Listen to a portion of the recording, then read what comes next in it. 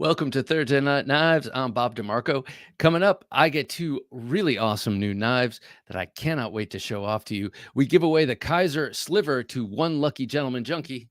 And then you're all lucky because we get to talk with Doug Ritter tonight. Doug Ritter of Knife Rights and, of course, of the RSK Mark One, and in this case, Mini Mark One, and the Ritter grip, et cetera, et cetera. You know who Doug Ritter is. He's going to come on to explain some pretty complicated things going on in the courts. I've read these several times, tried to report on them on Wednesday's show, but I'm just so happy that Doug is coming on the show to explain what's going on. Some big movements going on in knife rights. How you all doing? Thursday night. It's the beginning of the weekend. I am just starting to get over this cold. Yeah, it's been lingering. It's been a lingering cold, but getting ready for my wife's birthday party. It's been a lot of fun. It'll be a lot of fun is what I mean. Fernando, good to see you here, sir. Evening, Knife Junkies, he says. We missed you, Bob. I need my shot of Knife Junkie last week. Oh, I appreciate that. Yeah, last night was a fancy dinner. Nice meal for my wife's birthday. And we had to delay the party till this weekend for a number of reasons.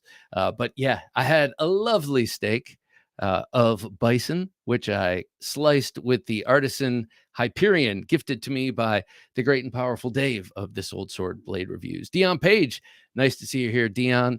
Hello, King Knife Junkie, Jim, and fellow junkies. Stab that like button on your way in. That's right. That's right. Stab, slash, knock, whatever you got to do. Jeremy Nedrow. Sorry, nice to see you here, Jeremy. I'll have to check this out tomorrow. I have to work tomorrow at 4:30. Comes too fast. I hope everyone enjoys their night. My God, 4:30. I get up at 5, and I think I'm very virtuous and saintly for doing so. And you get up at 4:30. That means you're even a better human being than I am. Man, sleep well. 4:30 does come quickly.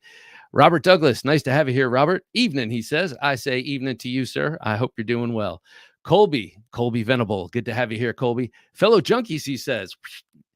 Actually, there's a difference between that, and I'm pretty sure you're giving me that. But if you're giving me that, that's kind of cool too. This Old Sword, good to have you here. Evening, junkies, Bob, Jim, and Doug. Doug will be with us here shortly. Oh, bought a Ritter Hogue Auto RSK today from KnifeWorks in honor of Doug's appearance. Awesome, man. That is awesome. He's going to be showing some of those off tonight. I'm really excited to see that. And we have an early adopter, as always, in Dave, always getting the cool stuff, man. He's my spirit animal in many ways, Dave is. Have a knife day. Nice to have you here. Have a knife day. Hey, junkies, he says. Well, hello to you, sir. 5-door. Nice to have you, 5-door. It could be yours, this Kizer Sliver. Indeed, it could, because 5-door is a Gentleman Junkie, as are a number of you in the chat. And this is the Gentleman Junkie knife giveaway knife tonight. A really cool folder that reminds me of a Pesh Kabs, the classic Middle Eastern knife. One of the most common knives in the world in all of history, I once read, the Pesh Kabs. But this one has a fluted aluminum handle radiating from some invisible center point right over here. Feels great in the hand. Aluminum, nice liner lock, and of course, washer action for that S35VN hollow ground blade. So really, really nice. That's what we're giving away tonight. Ryan Dye, nice to have you here, sir. What's up, Knife Warriors? I like that. Knife Warriors. That sounds good. And pretty apropos with the Natchez out, because that's for one thing and one thing only. Pretending you're a knife fighter. And so that's why I have it. Pete Davidson, nice to have you here with us, Pete. The only junkies worth associating with. Well, I do appreciate it, sir. Colin, nice to have Colin with us. Bob, how's it going? Or no, like I tell my kids, you're not the author. Right, read his words. How goes it? He says. Colin, nice to have you here with us.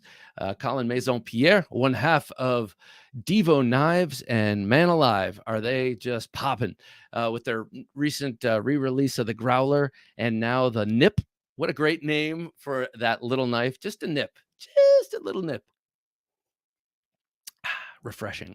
Dr. Gruesome, what's up with you, sir? Nice to have you with us. Dr. Gruesome, I like the name. Ketmuk Neshart. Oh, sorry, Ketmuk. Your box is sitting right right over there. I meant to send it between last week and this week, but I swear that by Tuesday, that box will be in the mail back to you. I do appreciate it. Ketmuk loaned me some really sweet knives, chief among them, which encouraged this purchase, the Ohio River Jack, as did this week's guest on the podcast, Kevin Duty of Duty's Daggers. If you guys don't know him yet, I'm sure you do, or if you don't, you will soon. There's his logo. But check this out.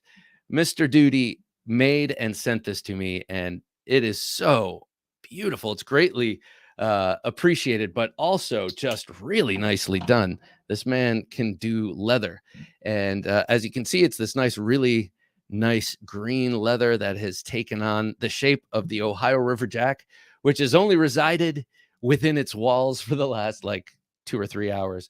But I do like to put these in my back pocket to kind of get them to mold. And it fits perfectly. And I got to say, the color combo, very, very classic and tasteful. I love that color combo. And BD, how cool is that? He put my initials in there. If you haven't listened to the Duty's Daggers podcast that went up this week, you got to check it out. Very cool dude, and a really knowledgeable guy and a user of knives, does a lot of testing, and he's been killing it with these slips. I have another slip I'm going to commission him to make shortly for a knife I will show you shortly. Vic Nilla, nice to have you, Vic Nilla. It's almost as if you're part of my family. We have a lot of Vics in my family, but not a one Vic Nilla. But close enough. Vic will do. First podcast I've caught at the beginning. Hi, Bob. Thanks for being cool. Hey, thank you, Vic Nilla. I appreciate that. I'm not going to assume I can call you Vic, but it does roll off the tongue, so you'll have to excuse me if I do by accident. Thanks for coming. It's greatly appreciated. Dr. Gruesome says, I need to get my hands on an RSK1 Gen 2. We will find out what the Gen 2 is all about. Honest to goodness, I wasn't aware that there was a Gen 2, or if any improvements were made aside from steel. I know that the USP, the unique selling proposition of the RSK Mark I and the Ritter Griptilian before it, is at the highest end super steel you can get in the most manageably budgeted handle for a strong, awesome all around knife that can be used for survival. And that's what they did before, and that's what they're doing now. So by they, I mean Hogue, under the direction of Doug Ritter. And I think maybe, well, we'll find out. I'm not going to speculate when the man is going to be here in a moment to set us straight. Blade Ogre, nice to have you with us, Blade Ogre. I can't wait to find out the 10 knives you have on you. Will be nice to have Will with us, another Gentleman Junkie, and also an owner of the Nova One. Oh, so sorry. I have a little bit of bourbon, a lot of coffee, and some water here. So I have to cycle into the water every once in a while. Northern Knives, it is great to have you here, Northern Knives. Thank you so much. You're on my list here for becoming Gentleman Junkies. Northern Knives, gentlemen and scholars from Alaska, joined us on Patreon. So I really appreciate it. How funny would it be if they were the ones to win tonight's Kizer Sliver? They're like, yeah, we have like 14 of those in stock, but you can send it up. No, but how cool would that be for a knife store to win a knife from us? That would be, I'd love that. That would be very poetic. So, Northern Knives, I love that you guys have been joining us recently, and thank you so much for becoming patrons. It's really appreciated by me and by myself and Jim. Have a nice day. My wife and I had our birthdays on the 14th and 15th. Well, happy birthday to you and your wife. I met your wife at Blade Show. Lovely woman. And you both seemed like a cool couple, which is always nice to see. So happy birthday to the both of you. And it's kind of cool that your birthdays are so close.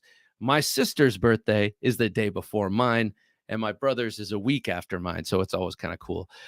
We have Steve, Blade-tastic Knives. Good evening, Bob. Riding with the Spyderco Jumpmaster 2 and the Bradford Knives Guardian 4. Excuse me. Well, that sounds awesome. And I've been digging. Well, I always like your bottle cut videos, but some of those swords you've been showing. My God, the sickle shapes and stuff. Damn. Something else. He's got an incredible collection. Macho Blades, how you doing, Macho? Good to have you here. What's up, Bob and Knife Junkies? Well, I like your mad scientist avatar there. Macho's been doing some really cool stuff with his with those ringed neck knives. They are cool. A bunch of different blade shapes, and then of course that dagger project you were working on was for the museum. Very, very cool. Nice to have you with us, Macho. Lookout 1156.9, or is that Lookout 1 1569? Good to have you here with us, Lookout 1. I've got a John Lloyd dog leg slip joint in herringbone micarta. Amazing action. That sounds awesome. It's funny you mentioned that. I've been thinking maybe a custom slip joint someday would be nice. Joseph S. Good evening, everyone. Joseph, good to have you with us, Joseph. Pete Davidson says, thanks, mate. Greetings from Australia. Well, man, it's so cool to have you here with us from Australia, where we can't really carry knives freely and get overcharged for the privilege of buying them. We need a Doug Ritter in Australia. Oh, man. Yeah, I hear you. And that's really unfortunate. I know that countries like Australia, New Zealand, and Canada are kind of going through a rough patch with they've always been very independent nations, and kind of rugged individualism has always been sort of a through line in all of those countries. And right now there's a bit of a hectoring sort of mob of crones lording over them. But it'll change. I swear it will. I have to believe it will change, because I want it to change everywhere. And we happen to be downstream of some of those places. Jay McConnell, nice to have you here, Jay. Evening, Bob, Gentleman Junkies. Well, evening to you, sir. John West, evening all, he says. John, nice to have you here with us. What do you say? Duty's Daggers, howdy. Well, it's good to have you here, Kevin. I was just showing off this beautiful slip you made for me. I so appreciate it, man. This old sword says, birthday wishes to Mrs. Junkie. Oh, I can't wait to tell her. My wife and I have a life event this weekend. Married 45 years. Hats off to you, man. Hats off to you and your lovely wife. That's amazing. 45 years. Someday we'll get there, God willing, and the creek don't rise. Yeah, that's nice, man. Razorback says, finally caught one. Okay, that's a Razorback is another Australian, right? Yeah, I know you are. Finally caught one. Work has been mental, having to play catch up. Good timing. Just ordered a Deca and a mini RSK in Magna Cut. That's a really nice twofer there. And that's a term I don't like to use, but you kind of got it. It's two Hogues and two really good small folding Hogues, if not classics already, definitely near future classics. But since Kevin was here, since Kevin is here, I do have to say yet again, do check him out over at Duty's Daggers. Check out the podcast this week, of course, and check his slips, man. If you love slip joints, and I know a lot of you guys do, and I am definitely firmly in a slip joint phase right now, check it out. Also, this is kind of nice. The handmade leather stamp on the back. Very cool. Mark Ridgewell, good to have you here, Mark. I like the Duty's the man, he says. Yeah, it's nice to have you here, man. He is the man. Man. Okay, we do have a giveaway, but I think we'll wait till we have Mr. Ritter here with us for a while. Oh man, you caught me mid-drink. I didn't do it. How's it going, Doug? Good to have you here, sir. Always a pleasure, Bob. Always a pleasure. It's good to see you. I wish I was just with you down at Blade Show, or out at Blade Show. How was it, Blade Show West? It was good. I mean, it was great for us. Good crowd, bigger than last year, which is always nice. I think Salt Lake City has a lot of growth possibilities.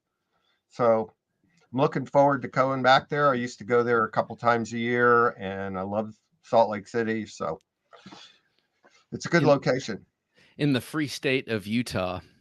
There you go. One of our guys, one of our good friends here, Dave, this old sword, I think you probably remember him from some of the other shows. Anyway, he just was in the comments saying he bought an auto RSK just today. Dude, these daggers looking good, like a glove. Ooh. There you Oh go. yeah. Jesse, good to have you here. Evening all. Hey, let's see that since you have it out. Oh, look at that.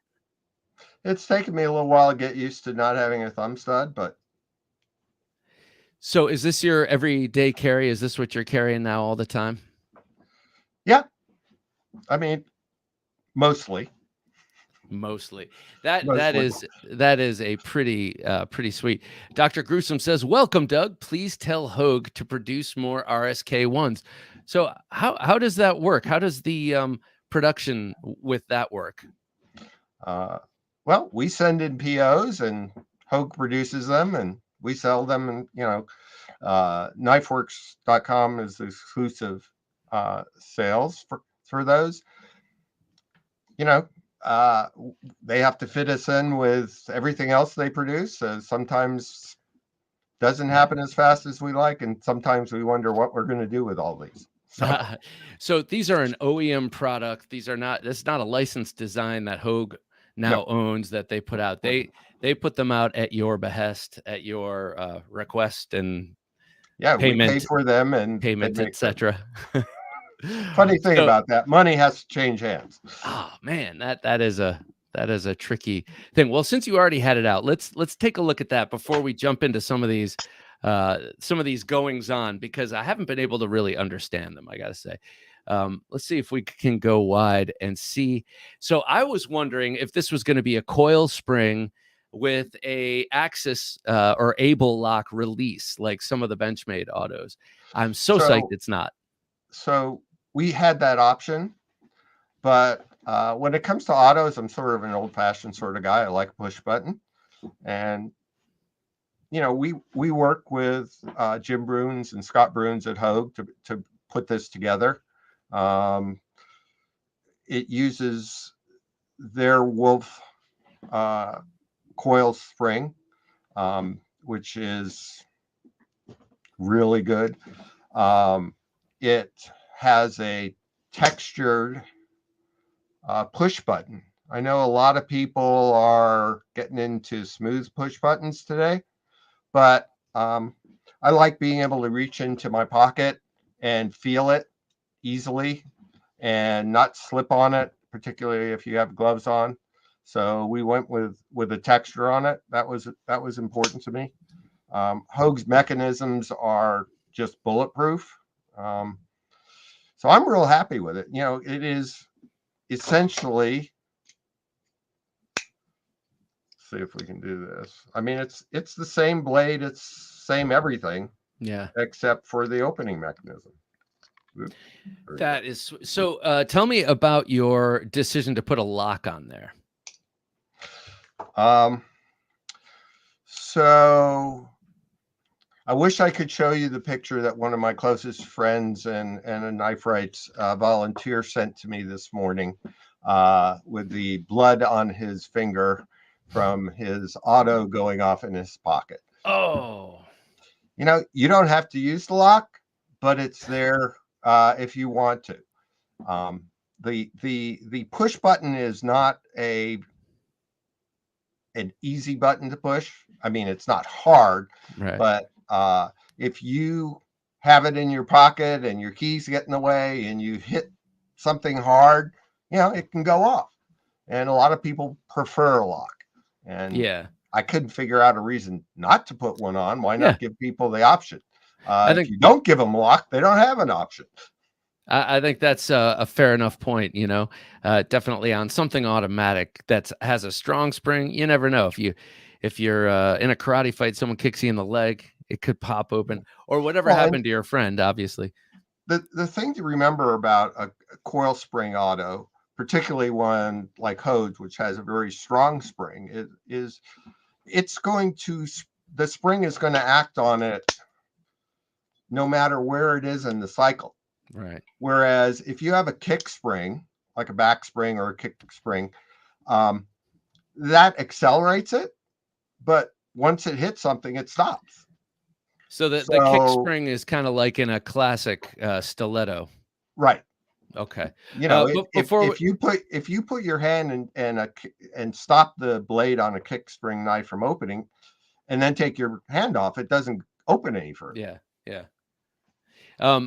Before we get to Northern Knives, I just want to say that Will B was saying he wanted to say hello, and he talked to you at Spirit of the Blade in Ohio, and he's a good friend of the show. Great little show. Great little show. Love that show. And as an Ohio boy, I would love to check it out sometime. Next time I'm out there. I don't know. I haven't been to any knife shows in Ohio. Northern Knives up in Alaska says, love the reliability of a push button auto, and that Ritter blade style is such a classic. I appreciate the compliments when it comes from people who know knives and sell knives. It just means a little bit more. You know, you talk about a classic. You know, the original Mark I was introduced in 2006. Yeah. Wow. So it's been around a while. Yeah. Dr. Gruesome was just saying he loves the reliability, or he loves having a lock on an out the side auto, and he's not sure why they don't have them on out the fronts. Why do you think that might be? So most of the out fronts that I'm familiar with, the switch, the button, the slide is quite stiff. Yeah. Because remember, you're compressing a spring when you move it. It isn't just a question of releasing something. You're compressing the spring that's going to. So it really becomes somewhat redundant at that point. I mean, my wife, who has arthritis, practically can't open an OTF because she just doesn't have the hand strength. You know, it really does take some strength, and you have to move it some significant difference to make it work. Yeah, that's right. Right. It does have to travel a bit. Mm-hmm. Pete Davidson says, hi, Doug. Would love to own one of your autos if they were legal in my country. That's Australia. And left-handed. Keep up the good work you do. You don't want much, do you, Pete? He was saying right before you came on that they desperately need someone doing what you're doing down in Australia, because it is not the, I'm going to say it, and please forgive me, but it is not the land of Crocodile Dundee where you can walk around with a giant Bowie knife, apparently. Bowie knife. Everyone's I get asked a lot from people in England and Canada and Australia and elsewhere, you know, why can't we come and help them? And hang on. Okay. Sorry about that. No and first of all, there's only me. There's just so much of me to go around. My hands are full as it is. But the other thing is, you know, the United States is unique in the way it is organized into so many states. There is much more opportunity to get things done politically in our country than these other countries. We have a history of arms and knives that goes back to before our founding, for that matter. So I'm not saying that someone can't do it in these other countries, but it's going to be an even more uphill battle than we have already here. Right, because they don't have the foundation. They don't have the Second Amendment foundation. They don't have certain, and they don't have the small. There's states and areas like in Australia are huge. They're bigger than many of our in many countries. So, you know, and ours is sort of chopped up into more manageable bits, you might say. I see. Yeah. But, right. The biggest part is it's the political system is just more workable here. I'm not saying it's easy. Yeah. God knows it has not been easy. But we can make it work being a very small organization and punching way above our weight. All right, we're going to get to some of the stuff you're doing in a minute. Pete Davidson says, as long as people do dumb and violent stuff with their tools, we are stuffed.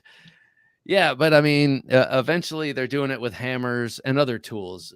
You know, Dr. Gruesome says, thank you. I don't own an out the front and have never used one. Doug, how did you start designing knives? So Some people may not be aware, but I have another website which is sort of dormant. Basically, it is dormant now, called Equipped to Survive, and that was sort of consumer reports for survival gear when nobody even knew what the internet was. Started out on CompuServe, believe it or not, and as a result of that, I got to know pretty much everyone in the production knife industry. Became friends with lots of them. I kept recommending knives for people to buy, but there was always a but at the end of it. This is a really great knife, but it doesn't have a lanyard hole. This is a really great knife, but the blade shape isn't perfect. This is a really great knife, but it's too damn expensive. And eventually, Les Diasis at Benchmade and I got together. We took their Griptilian handle, put my blade on it in S30V, and the rest is history. And the reason that there's a Doug Ritter line of knives and it's not under a production company, it's as OEM, is because Les said, I'll build them if you'll buy them, but I don't think anyone's going to buy those. Because nobody had ever put at that time, high-end steel. I mean, at that time, S30V was the tippy top of it, in a inexpensive handle. And he honestly didn't think anyone would buy it. And it became a cult classic as the Ritter grip, the Ritter Griptilian. Yeah, and today, I mean, how many manufacturers are putting high-end steels in relatively inexpensive handles? It's, I guess it was a good idea.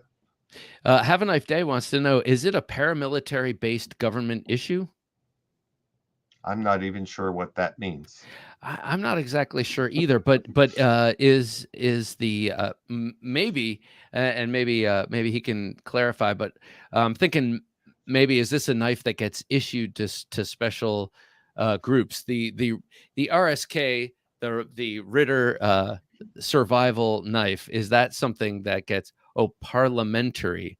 Is this a parliamentary? I said paramilitary. I'm sorry. Is it a parliamentary-based government issue? It's certainly a little more difficult there than with our type of government, but it also has to do with, I mean, remember, the vast majority of our effort has been at the state level, where we can take little chunks out of things. We have done stuff in Congress. We got the 5th exemption to the Federal Switchblade Act passed. And now we're suing the federal government over the constitutionality of the Federal Switchblade Act. But a lot has to do with the fact that, we're not a parliamentary type of government, and I think it's just we get so much done at the state level, which is much easier in America than I think in other countries that have larger provinces and that kind of thing. And it's just harder for small organizations to get stuff done there. Jay asks, Doug, or he says, Doug, my Sprint Run RSK Mark I in carbon fiber is a favorite. Such a great design. Any chance of a matching Mark III? I've been holding out for a matching set, but I'll buy the current one if there's no hope. There are no plans. Honestly, and I can't tell you exactly why, but the Mark III is our slowest seller, and that means that we don't have a lot of options for handles because we just don't move enough of them to do special runs or that sort of thing. So, the Mark I and the the Mark I in the mini and the large form are just so, obviously pocketable. People, I'm sure they sell orders of magnitude. Oh yeah. And the handles are, everything about the Hogue experience for me is awesome. I never had a Benchmade RSK Mark I, a Benchmade made RSK Mark I, but I'm sure those were awesome too. Tell us again, I've asked you this before, but since we're talking about it, tell us about the design philosophy around the blade itself. So there are two things. One is I expect the blade to cut. And I expect it to be robust enough to stand up to a reasonable amount of abuse. I'm a big fan in a blade that adapts to most any use you want to put it to, and a drop point is that blade shape for me. The high grind allows us to put a bunch of meat at the top of the blade for robustness and still have a fairly acute angle so that it's a slicer.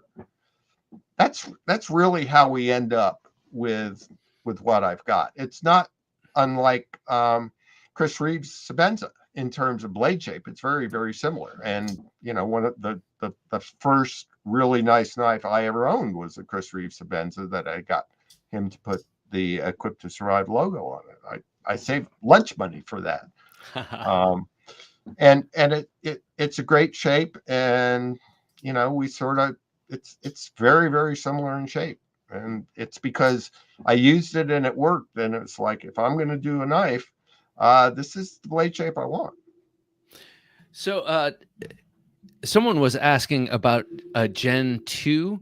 Is that what's being produced right now? Is it the RSK Mark 1 Gen 2? Yeah, the Hogues are the G2, Gen 2. Oh, okay. All right. I wasn't sure if there was another generation of Hogues coming out. No. You have done it in Magna Cut steel, right? All our current production is now Magna Cut. Look at that. So you're always, with this knife in particular, this model of yours, you're always updating to kind of the latest, greatest, is what I'm getting. This was a 20 CV blade, which is an incredible blade and a great steel. There's nothing wrong with 20 CV. Magna Cut allows us another point of hardness, which means more durability for the edge. Edge lasts longer. It's more corrosion resistance, and it's at least equal, if not better, toughness. I mean, all of those are little things that add up. There was nothing wrong with the 20 CV or the M390 blades. There's nothing wrong with the S30V blades. It's just each one is an incremental step better. Right. And that's what we want to be. We want to offer the value added of a top steel in an affordable knife that is just practical. I'm all about using knives. We've done some fancy knives, and that's great. I love doing them, but ultimately, I want a knife that people like to carry in their pocket and use. That's what it's about for me. If I'm not about, I mean, I've done, the original Glitter Ritter Mark IV was more of a gentleman's knife, but it was still a very usable knife with a very similar blade shape because it works. So Mark Ridgewell was wondering, how do you feel about people changing the scales on your knives and customizing them, upgrading them, tweaking them? I love it. Original Code has been doing some incredible, absolutely incredible scales. Last year, we had a really great meeting at SHOT Show. We sat down at breakfast. They asked permission, which I thought was awfully nice. And they're great people. They have a dedication to quality. The stuff that they are doing, I mean, this is stuff I can't do.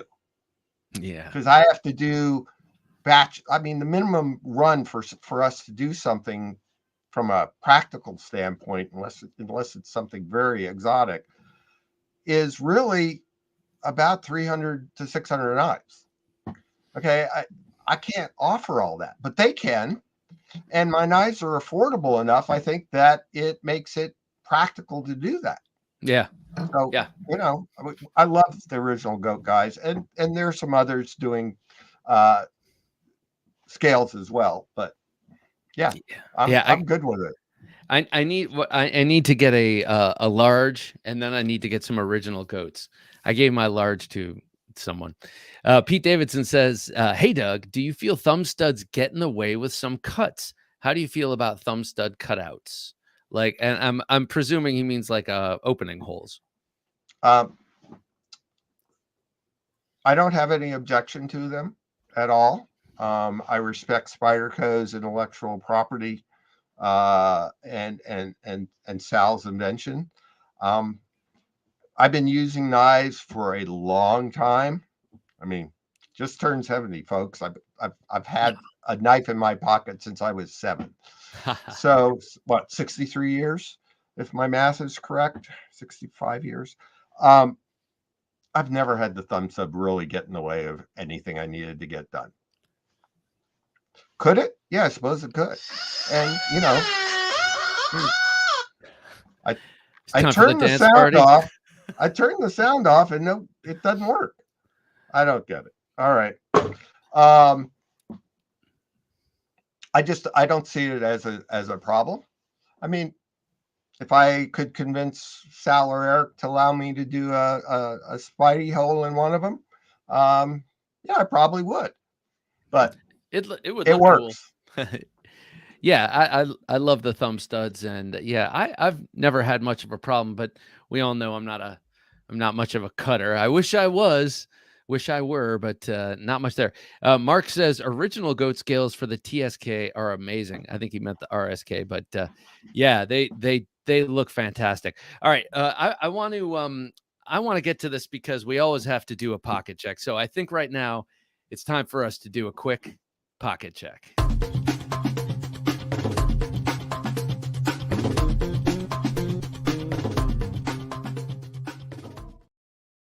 All right, Doug, I was carrying 4 knives on me today, and you're gonna see that some of our viewers carry up to 10 knives. We have 2 guys in the chats right now that I know for sure have probably 10 knives on them. To me, I only have 4, and they're not always on my person.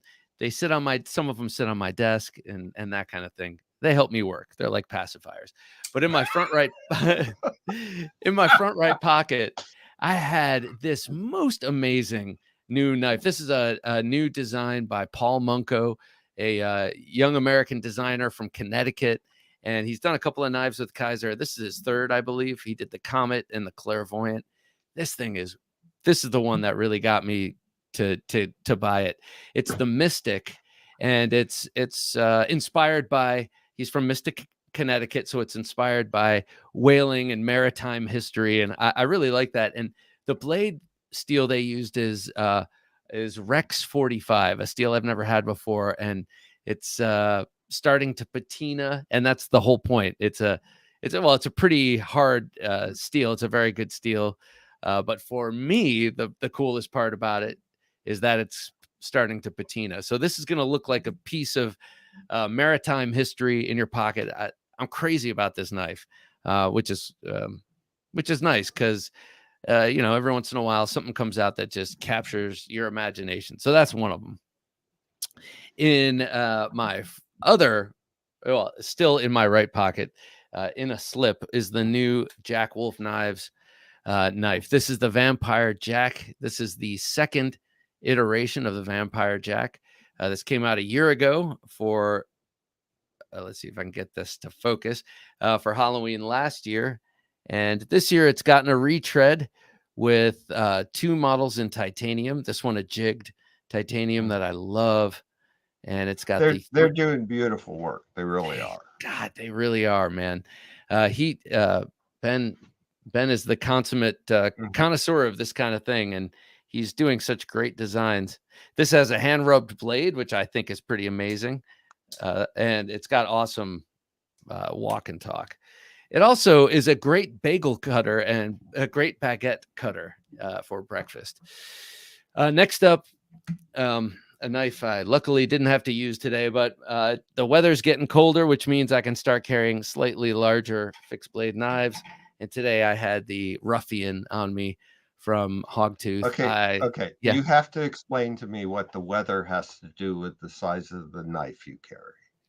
Stouter clothes, like more thicker fabrics in my pants, and then also like something that I like a shirt jack or something that goes over to cover, because this is a little bit where I live. It's legal I'd have a lot of pearl clutchers around me if they saw this handle sticking out. So, I keep it.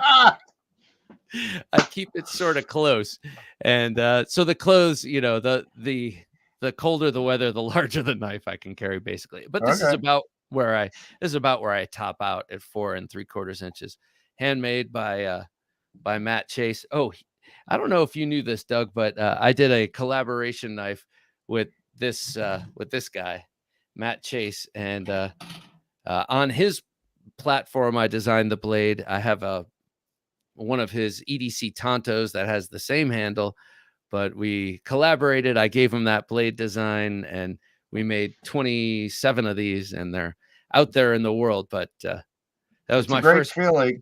It is. The first one is a great feeling. It was a very fun thing to do. And then last up for emotional support, my emotional support knife today was the Civivi Sentinel. Oh, by the way, the RSK Mark I Mini has been my emotional support knife many a time. That's a knife that you just fidget with while you're trying to work on that project at work that you've been putting off, or whatever it is. It's that open and close that drives everyone around you nuts, but it pacifies you. So that was my emotional support knife. That's what I had on me. What did you guys carry today? Let us know. Doug, you had show us again. Oh yeah, that is so sweet. So we'll hold it up again because we want people to know that this exists now and is for sale. And everybody, like usual, Dave went out and got one first. So we gotta go. We gotta try and order one. Dave. Try and order one. See if you can get it before Dave. He's up in New England. Let's see if we can get him to wherever you live first. Ooh, drying out there. Blade Ogre. So he's one of the guys who carries 10 knives.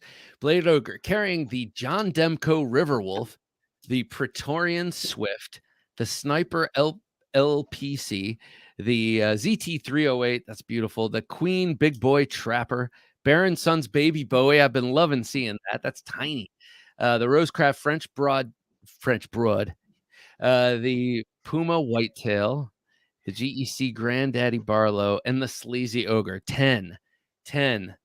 Pretty amazing. Is that Puma Whitetail? Is that a German fixed blade? Pretty sweet. Dave says today carrying the Pinkerton Custom Fire Ant. Ooh, that is so sweet. In Magna Cut and Rich Light. The Kizer Huntsman. That's by the way a triple-edged Warncliffe by Dirk Pinkerton. It's amazing. Doug. The Kizer Huntsman, not sure which one that is. Bastinelli Guilty Push Dagger, and the Nightcore EDC 27. Dave's taste really resonates with me. He's got an incredible collection. Mark Ridgewell, EMP EDC Relative. Very nice. I have EMP EDC's calling card right here, which is very cool. It's a poker chip with his QR code, and I'm getting back in touch with him. Got to have him back on the show. He's done a lot, including an out the front since last we spoke. So Colby Venable says Spyderco Tenacious and Vosteed Corsair. That's a pretty cool looking one. And what a great name for a knife, Corsair. Can't believe it hasn't happened already. Northern Knives. I got a bit of fancier carry than normal today. A colorful filth. Oh, nice. Paul Munko, colorful filth. Paul Munko. Plus NK collab spaced out bug out, a Pena custom Zulu, very nice, a Chavez skeleton key, and a tactile turn zirconium side click. Woo! So let me know, Northern Knives, do you just come to work and kind of like, I think I'll go in the storeroom and figure out my EDC? Is that how it works? I know it doesn't work like that. You got to sell those knives to keep the store open, but can you imagine, Doug, if you had all of those knives at your beck and call just to check out? Yeah, I know. I have a few around here. All right. Five Door says, you're the one with them on the wall. I know. I have them arrayed around me too, but these are all the knives I have. There are all a whole bunch of knives I don't. You see. Point. Five Door, Zahn, and a Boker slip joint. Stockman pattern. How do you feel about slip joints, Doug? Um, Obviously, that's what I started out with in folding knives. I mean, Hmm. I got a little slip joint when I was 7. It teaches you to be careful around knives after you've cut yourself a couple times. Um, I'm a big fan of lock blades. I have this background in safety and survival and all of those kinds of things. Um, you're in a survival situation, you don't want to accidentally have your knife close on you.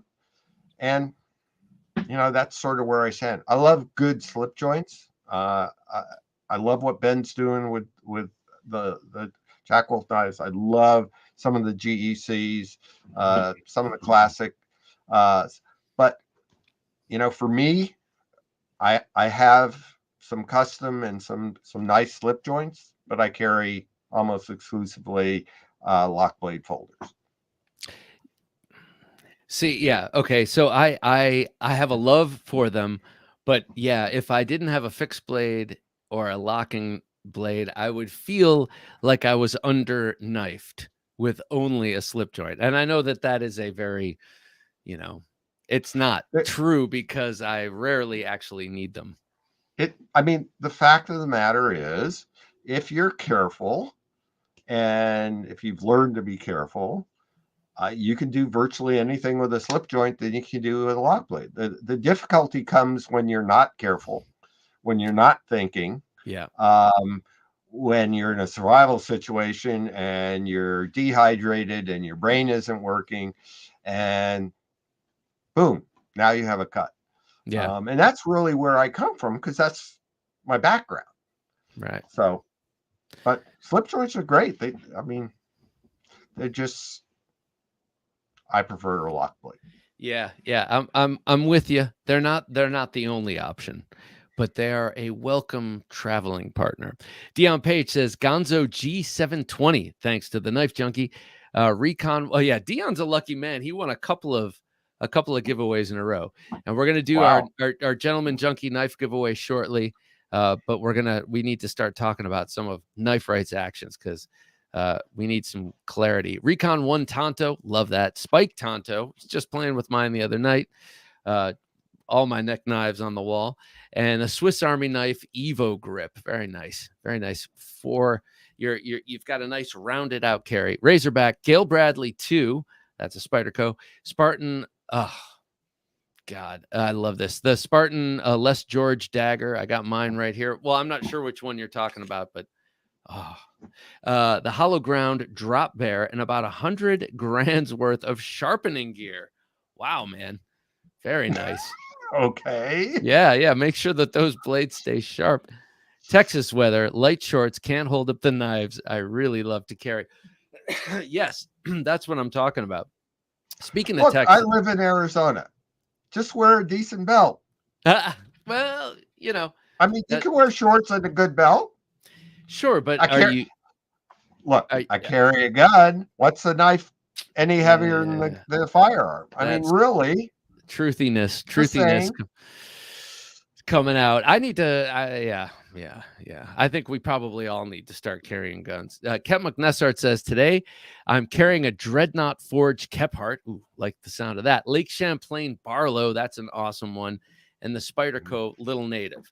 All right. So before I ask you what's happening in Hawaii, I want to show you something new. Since we were just talking about slip joints, and since the Lake Champlain Barlow was just mentioned. I got to show you this, Doug. Check this out. So this comes from C. Reisner Cutlery. That's traditionalpocketknives.com. This gentleman, Austin Jackson, who runs the company, continued a company that his grandfather started, C. Reisner, where he was like a collector who sold and traded with friends, and it kind of became a business. Sounds like somebody else I know. Yeah, Few could be. people I know. And so he served in World War II on the Lake. No, not in World War II, because this was commissioned in 45. But I don't. Maybe it was Korea. But he served on the Lake Champlain, which was a former generation aircraft carrier, and he designed this Barlow in commemoration of it. It's really sweet.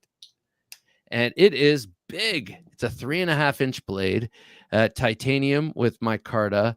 That's an M390 blade, fully hollow ground, and made by QSP. And man, what a great knife this is. I absolutely am smitten here. Smitten. Now, there's a word you don't hear often, Yeah, especially about knives, right? but it's so apropos.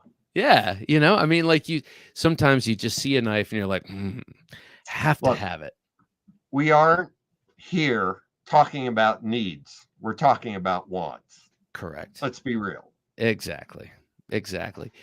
One could get philosophical and say that there's an intersection where your wants become your needs, but if the people around you can want to suffer you, but yeah, very very happy about this. Very excited. I've been loading up that micarta with oil every morning, hoping that it starts to take eventually because it's such a nice color green, and sometimes they tend to the oil gets all sucked out and you can just see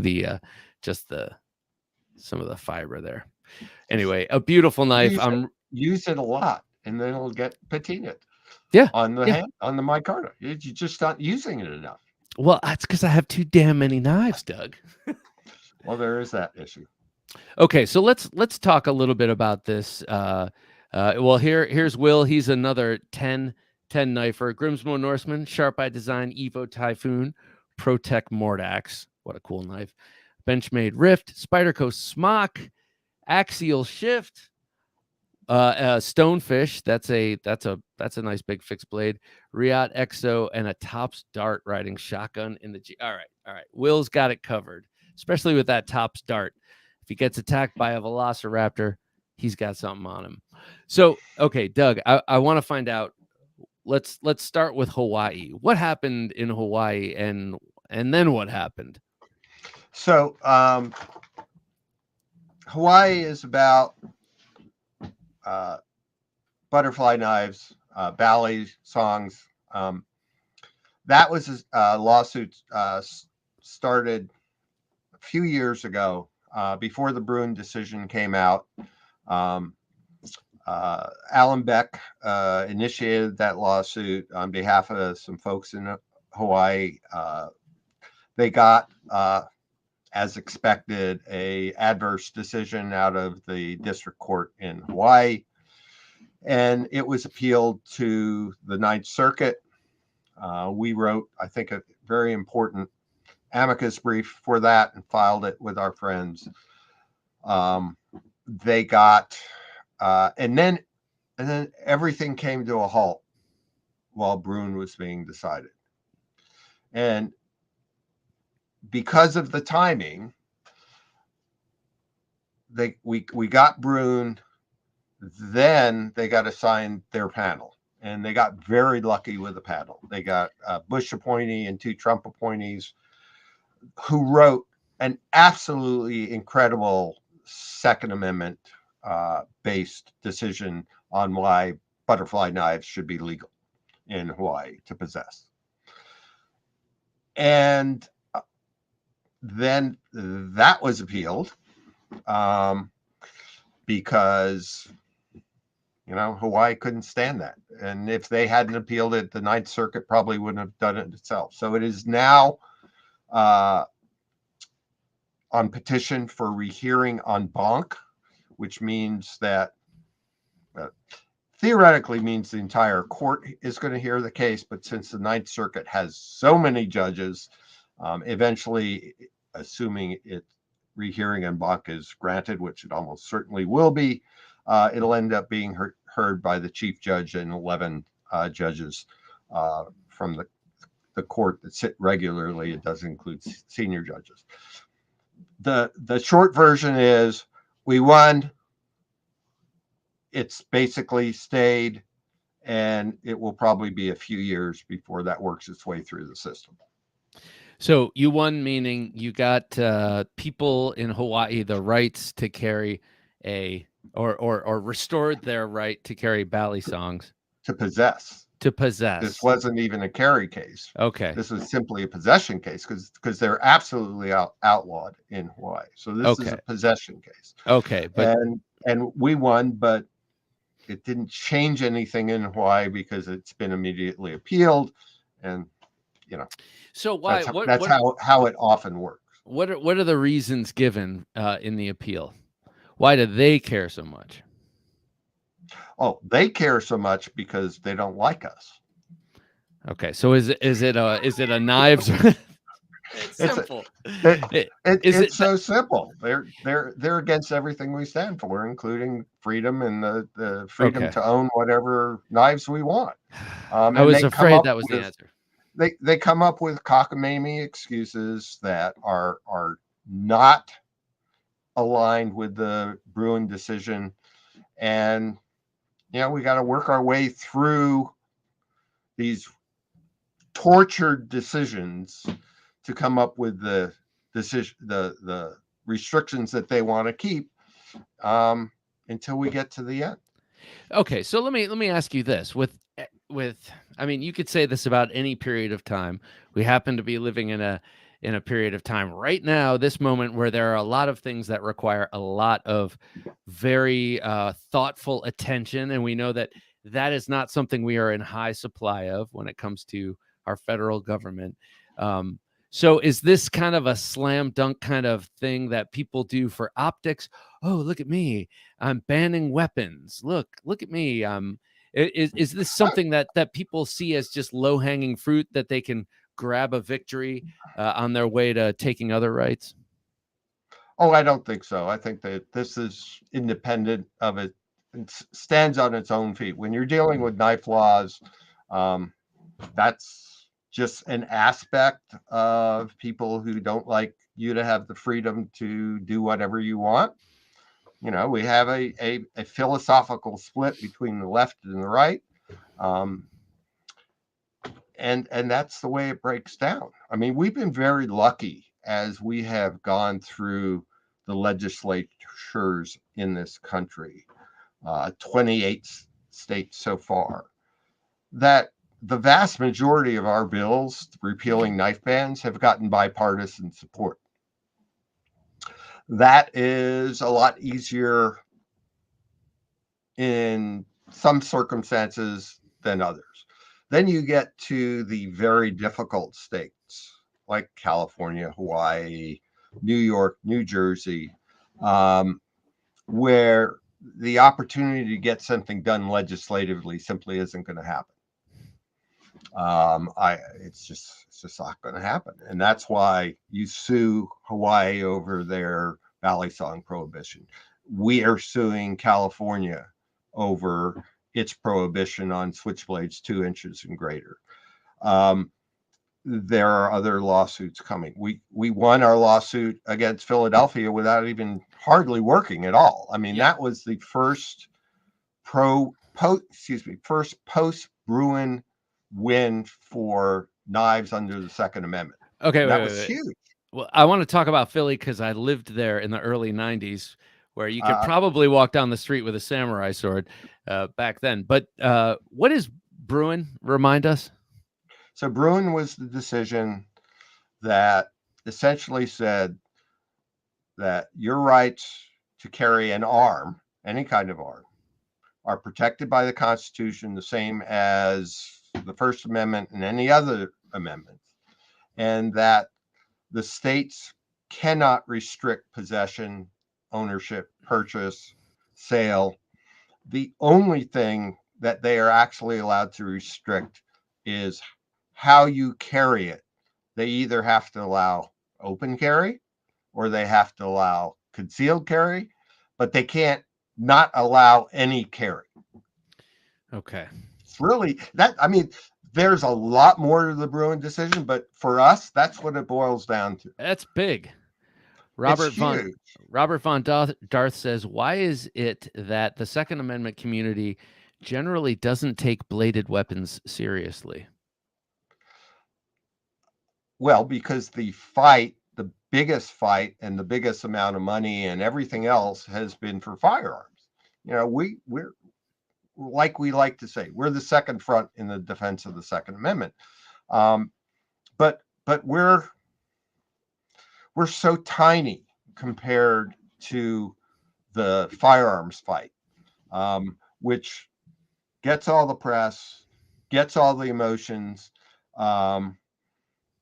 It's just a fact of life that you know. One of the reasons we're so successful at the legislature is it's not guns. There is so much emotionally invested in the gunfight. Yeah. In the Second Amendment firearms fight on both sides, that it's hard to get past that emotional part. We're knives, we're a little different. Everybody has a knife in their kitchen. It's so much easier because we aren't guns, even though we're absolutely a Second Amendment organization. My lobbyist was on the board and executive committee of the NRA for many years, but because it's knives, he can sit down with folks on the other side of the aisle and get their support. It's just so different emotionally. Yeah. That it's one of the reasons that we have been able to be as successful as we have, given as small as we are. Yeah. I think you're right when you say everyone can relate to a knife. Anyone who eats can relate to a knife. Power play for real. I'm sorry. Can you go back, Jim? Power play for real. Nice to have you here, sir. He says, our knife champion, Mr. Doug Ritter. No doubt. No doubt. Thank you. Thank you. Mark says, has the last few years been a boom for knives? And has there ever been more of a demand to change knife laws? So until we got started, there was no interest in changing knife laws. There were a couple circumstances where the Knife Manufacturers Association had done some work where states were trying to say that the assisted opener was a switchblade, but there was no aggressive, proactive effort to change knife laws. When I started Knife Rights, I was told by more people than I can count that we would never get a switchblade ban repealed, that we would never get a knife law repealed. And Sorry, here we wasn't are, you, Doug. and here we are, quite a few years later, and we're suing the federal government to get rid of the Federal Switchblade Act because we have been so successful at getting rid of switchblade bans. Yeah, I can vouch for that by saying 1 year I couldn't own, carry, buy, sell, or whatever a switchblade in Virginia. The next year, on July 1st, I could. And then the next year, I could carry it concealed. I mean, that is from one extreme to another. Some of that had to do with a dipshit governor going out and a better one coming in, but it was mostly due to your efforts, and it's not just trying, it's the continued push, it's the persistence that wins the day with these kind of things, because I think people first here, especially legislators, I work around a lot of these types, and the first instinct is, how does this affect me? How will this make me look? And something like knives could make me look bad at first. But like you said, everyone relates and can relate, and everyone had a grandpa and everyone had pocket knives, and it's just more relatable than, I say you take a left, take your liberal friends to the gun range, and by the time you leave, they're excited and happy and like, oh, I didn't think it was going to be like that. So I don't even know what I'm trying to say. Robert Von Darth says, there's a lot of restrictions on bladed weapons in cities. I would carry a fensible blade if not for the local restrictions. Fensible, do you mean one that you could sell at a pawn shop, or fensible like fencing, like a big weapon? I know. But so part of our legislative agenda is knife law preemption. Just like the vast majority of states have firearms law preemption that prohibits local jurisdictions from being any more restrictive than state law. We want the same thing for knives. So we fix the laws at the state level. We pass knife law preemption, and then all those city laws go away. We didn't have knife law preemption in Pennsylvania. Maybe we'll get it. Maybe we won't. But Philly's law was so ridiculous. Remind us. So in Philadelphia, it was essentially illegal to carry a knife in public, period. Any knife. Was it enforced a lot?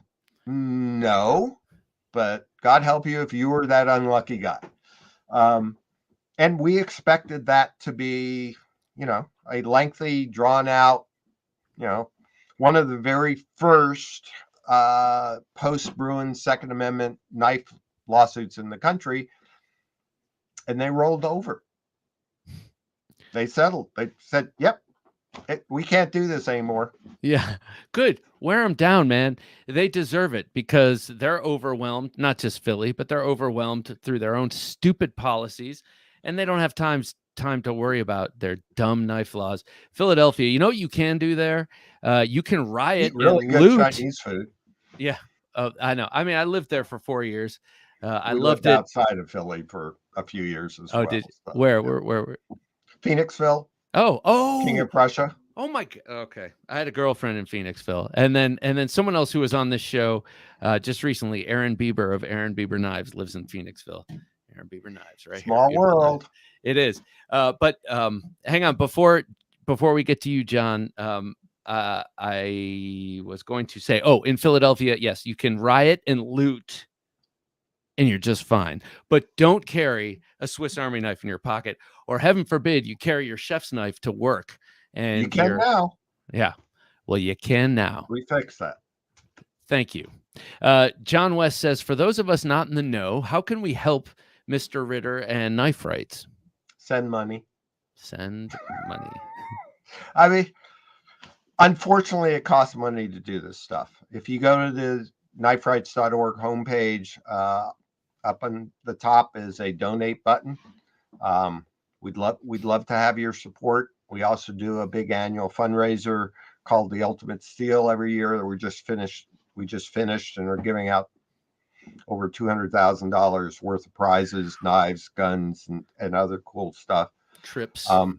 The fact of the matter is, so we have two challenges.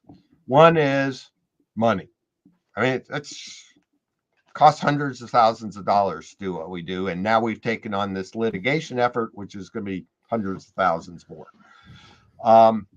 And getting the word out.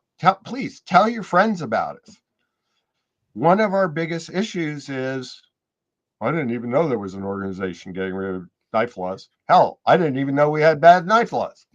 So those are our two biggest obstacles, getting the word out and raising money. I spend more time raising money than we do on actually doing legislation and litigation.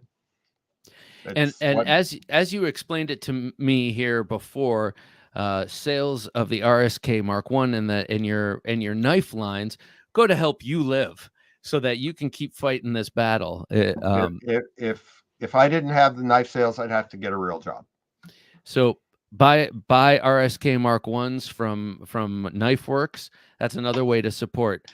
Even if you're not sending money directly to Knife Rights, if you buy one of Doug's knives, it allows Doug to continue in the fight, which is pretty awesome. After this comment, I want you to detail the challenges that you're going through now with this federal lawsuit. But SZT/_PhD, good to have you here, sir. PhD. What do you think the changes are, or what do you think the chances are for getting the Federal Switchblade Act repealed? Perfect segue, sir. By the way, I like your cat lazing in the sun. Reminds me of mine. So, challenges. So, I try not to take out challenges that I don't believe we can win, because that's a waste of our donors' funds. The time is ripe. We have the Bruin decision. We just had a decision come down today in California in a totally unrelated case, but a Second Amendment case that that helps us in our cases, our knife cases. We're going to win it. I mean, absent me running out of money, we're going to win it. It's going to take. It could take years. I mean, it really could take years. Someone asked me the other day at Blade Show West, you know, is this going to get fixed by Christmas? I'm like, no, maybe a few Christmases from now. Yeah. Our lawsuit against New York City went 9.5 years. Okay. I sincerely hope this is not going to last that long. I don't think it will. But it could easily take 4 or 5 years. I mean, easily. But everything is in place. If you haven't read our motion for summary judgment, I would encourage you to go to kniferights.org and download it and read it. I think it's pretty self-evident when you read the motions that it's just a matter of time when we're going to win. We just got to go through all the rest of the procedural stuff. They get to reply. We get to beat them up on their stupid reply.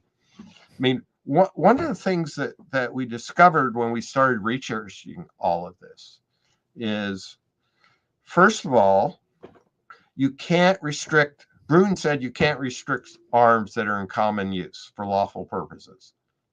In 1958, when they were having the hearings on the Federal Switchblade Act, or what became the Federal Switchblade Act, the Senate committee reported that there were 1.2 million switchblades sold annually in the U.S. I don't know. That sounds pretty common to me. And the other interesting thing is both the Commerce Department and the Justice Department opposed passage of that law. Mm. The Justice Department said, yes, these can be used by criminals, but they are really essential for people to use, hunters, fishermen, tradesmen.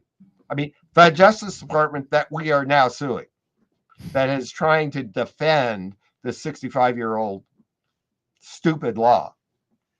So I feel really good about it. It's just going to be a lot of work, a lot of time, and a lot of money, just like the lawsuit against California and just like some of these other lawsuits that we're going to be doing. We have been very successful legislatively, but again, there's some states where the only solution is going to be litigation. And that's the next step. And Bruin gives us the ammunition, if you will, to do that. That decision allows us to go to the states and say, what you're doing is unconstitutional. You can't do this anymore.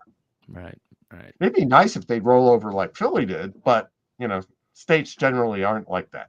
Yeah, yeah. Well, they got all your taxes to fight us with. Yeah, exactly. That's what I was going to say. Mark says, think there will ever be concealed carry insurance for knives. And we'll get to that. We got a couple of other comments before that were pretty interesting. Will B was saying, incidentally, about the Ultimate Steel. He won a $1,600 knife by donating to the Ultimate Steel. I don't know how much he donated, but chances are he made out. We have had people who donated $20 win multi-$1,000 prizes. So it can be done. That's pretty amazing. And he also added he would donate whether or not he won. Obviously, there were some other really good comments back there. Pretty interesting, but everyone basically throwing their support behind you. There was one comment that said, in Washington, send money. In Washington State, you can steal. In Seattle, you can steal a knife. You just can't carry one, which I thought was sadly really accurate. That is really profound. I love that because it's unfortunately true. It's Man, Don't get you're right. don't get us started down that road. That's a punch in the gut. Will you be coming to the California Custom Knife Show in California in November? Yes. Sue and I will be there. What about the Texas Custom Knife Show in early November? I'm going to be there. Are you going to be there? No. Okay. Well, I will invoke your name while we are there. That sounds good. Let's take a quick break and give away this knife, and then I want to return and talk about if there's anything people can do alongside. I'm not saying in it. I'm saying in addition to giving money, because obviously we know that is the resource most needed, because you need to pay lawyers. You're not the only one. You're the guy who's steering the ship, but you have bosuns and you have other folks on that ship who are helping you out, and you need to pay those people. Funny how that works. Yeah, it's kind of, they should be working for free, but I'm just kidding. You gonna work for free? No, I was gonna say, when you work for free, you don't give your best. That's for damn sure. So let's give this thing away. Hey, I don't get paid. I've got paid for all these years. I think I do okay. Well, I mean, I from where I sit, you're a very effective person, and the way I see it is, you can be an effective person out in the world once your capacity once you have enough capacity for fixing your family and helping your own family, you widen out, and you obviously have widened out greatly, and you're helping us all. And buy more knives. I am going to buy that knife as soon as we are done here tonight, if it's available. I'm sure it is. Maybe it's not, but I will do by hook or by crook. Place your order and get in line. That's what I'll do. And then when it shows up, it'll be a surprise, and that's the best kind of knife. Okay, so this is the Kizer Sliver S35VN hollow ground blade, slight recurve downward. You got a tip right in the center, so you've got some belly, but it's still a good one for draw cuts and utility cuts. You have a fluted and hard anodized aluminum handle, but it's not that chalky feeling. I like the chalky feeling, incidentally. Flow through construction. You got a liner lock, really nice, quote unquote, hydraulic feeling action on those washers. All right, I've talked about this for weeks on end. It's now time to give this away.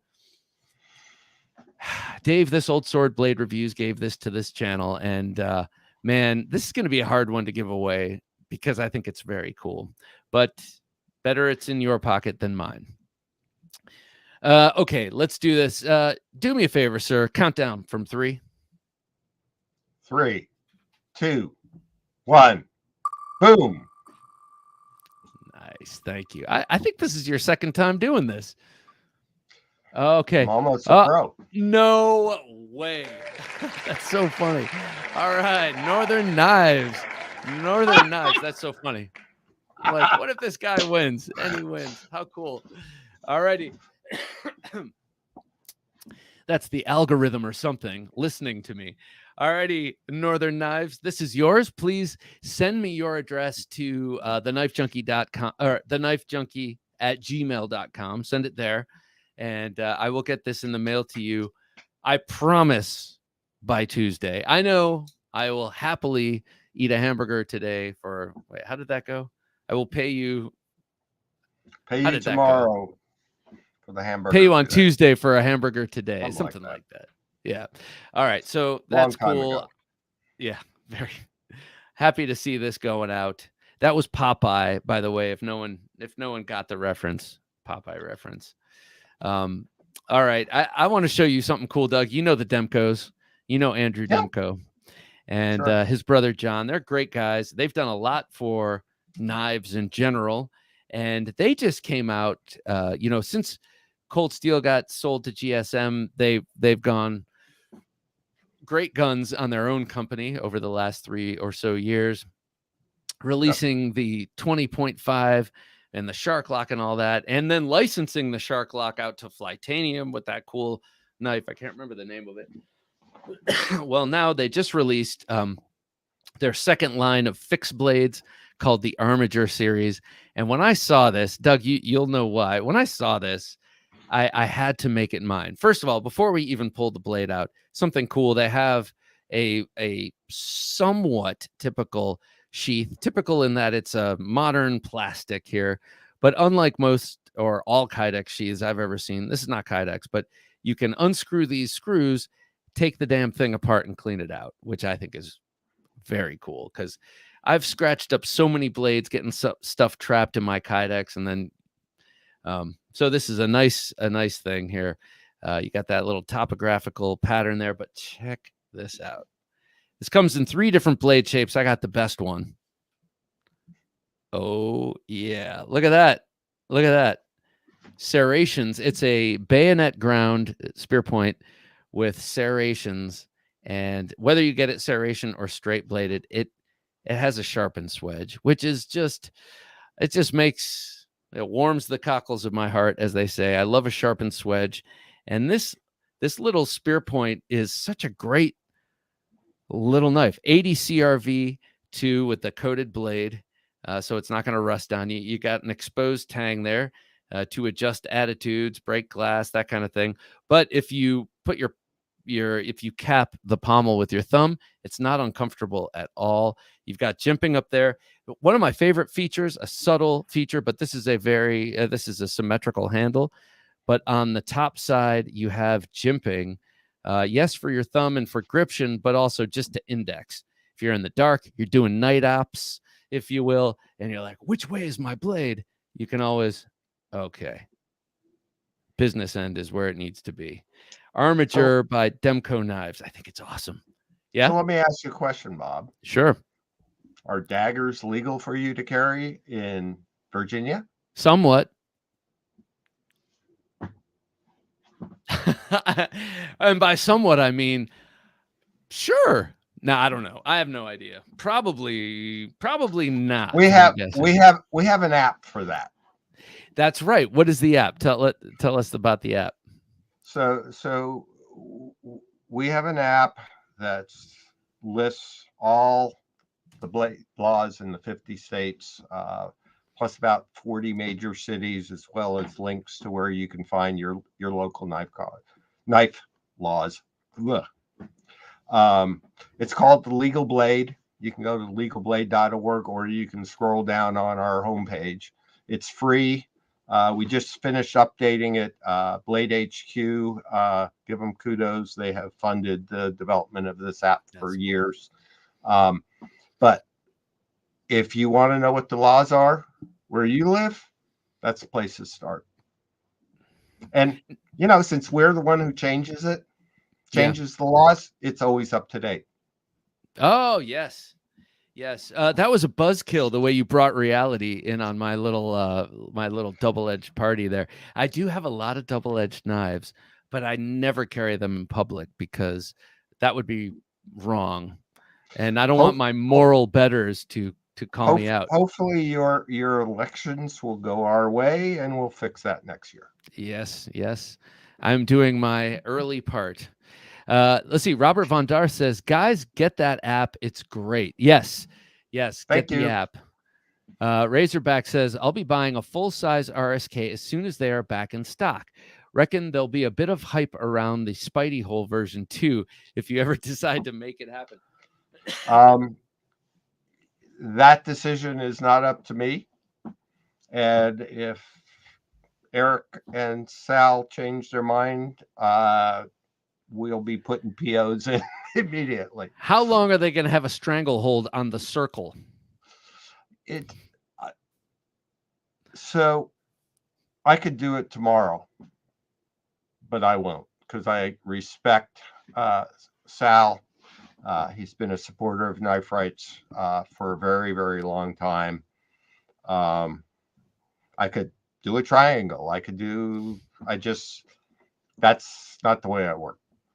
Rob's Nerdy Knives. Good evening, folks. How's everyone? Good to have you here, Rob. We're doing great, talking with Doug Ritter about knife rights. Northern Knives said they've been using that app for years every time they travel, which is that's great. That's a really a great aspect of it, because that's always something that comes up. when I travel. What can I bring? What should I bring? Usually it's a big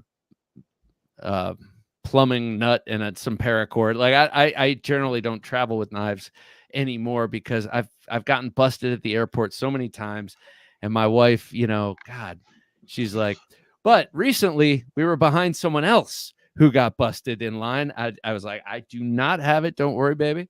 And we were watching a couple, and it was the woman who had a knife in her pocket, and I was Well, like, good for her. I was like, I love that. And her husband was like, baby, what did I tell you about that, man? Come on. I was like, I've seen this happen before.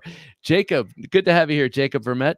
Where do you find knife laws for your state? Okay, so Jacob, We have an app for that. He probably just jumped down. We were just talking about that. If you go to Knife Rights, Jacob, kniferights.org, they have an app you can download. They've had it for years. Blade HQ has sponsored the development of it, and it has all of the states broken. It has all the knife laws broken down by state. So you can find out if you can carry a switchblade if you want to know. You can find out if you can carry a double-edged knife legally if you want to know, which you should want to know. And so why aren't the buttons? Huh? That's weird. Where it says download on the App Store, those should be buttons. They're not buttons. Well, it could be something with Jim's computer, but or someone changed something and developers, you know what I mean? So Rob's Nerdy Knives says carrying the newly released this past few weeks Quiet Carry Vanex textured tie drift large on PB washers and Oz machine. Damn. And they complain about the length of my name. Yeah. Well, Rob, it seems we have an aristocrat. No, I'm just kidding. I love the that Roosevelt. Have you experienced the Oz Machine Company Roosevelt knife? It's a beautiful little knife made in a shop by one guy. Yeah, I've seen their knives before, and they do very nice work. Yeah. No question. Power Play says out the front knives get no love in Maryland.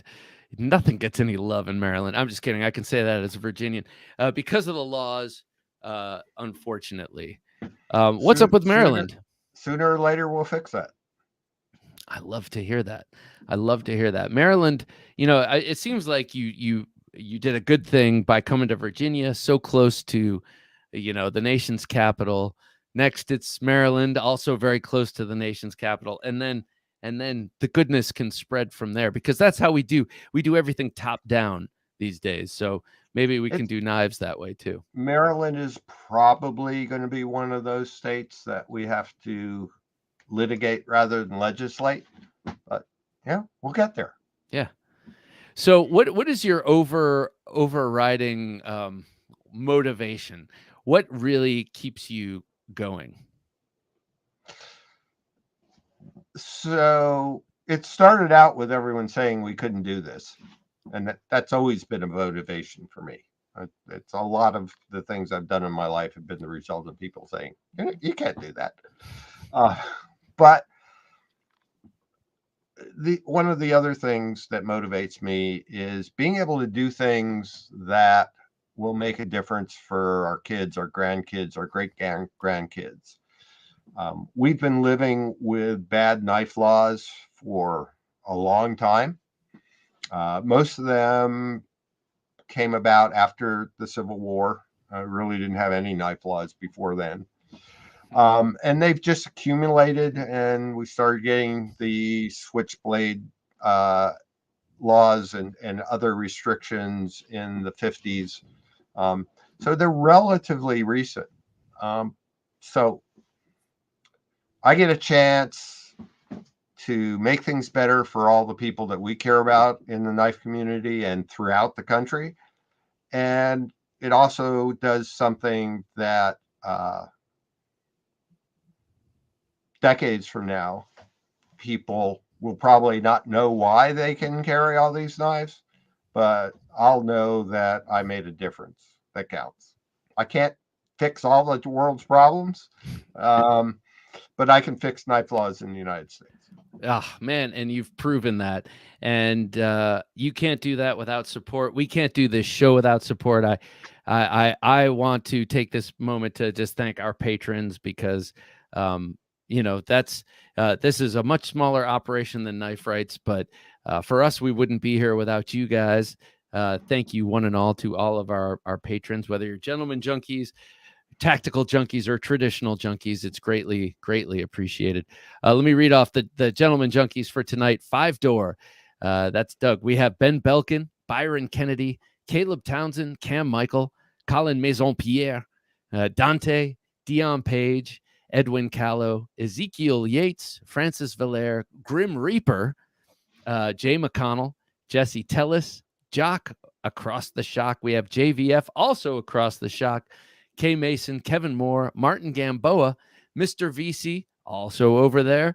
Never Enough Knives 007, Scott Nelson, Sean Curry, Tom Kim, Will Boyer, and Northern Knives. Thank you, one and all. A number of you are here tonight in this chat, but I really, really appreciate it, as does Jim. So just to recap with Doug Ritter, as I was just mentioning, our patrons, not he too, but Knife Rights 2 needs patrons. And whether you can spare the money to get an RSK Mark 1, Mini Mark 1, Auto Mark 3, or Mark 5. Don't forget about the Mark 5. That is so cool. My little survival kit Mark 5 knife. Whether you're buying one of those and putting money directly in Doug's pocket so that he can persevere, or whether you're sending money directly to Knife Rights, you're helping this fight and you're helping yourself too. That's so all interest is self-interest at some point. So help yourself, help Doug, help me, help Knife Rights, help Knife Rights. Show the RSK Mark 5. You're holding that up. Mine is out of reach at the moment. This is one we did for a Knife Rights event, so you can see. So this knife originally, a long time ago, was made by CRKT, right? Yep. Fits in a little plastic sheath, and then that goes in an Altoid size tin. Yep. And you can put all sorts of stuff in there and have a little.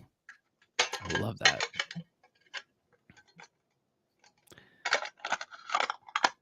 Yeah.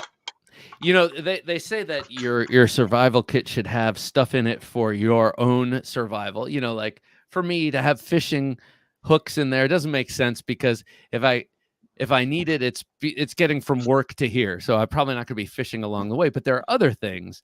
You know what we call fishing kits in survival kits? What's that? Entertainment. Entertainment. Oh. Okay. And the reason is once you get your basics, shelter, water, that kind of stuff taken care of, the biggest obstacle is just going crazy waiting for help to arrive. Right. All right. Entertain yourself. Go fish. That's awesome. I never thought of that. Robert Von Darth. Sorry. Knife Rights Matter, he says. That's so cool. Okay, he's given us a super chat. That means I got to salute him with a super cool knife. What will it be? I think I know. Robert Von Darth, from his avatar, looks like a man of ample carriage. So I'm going to show this knife, a knife of ample carriage.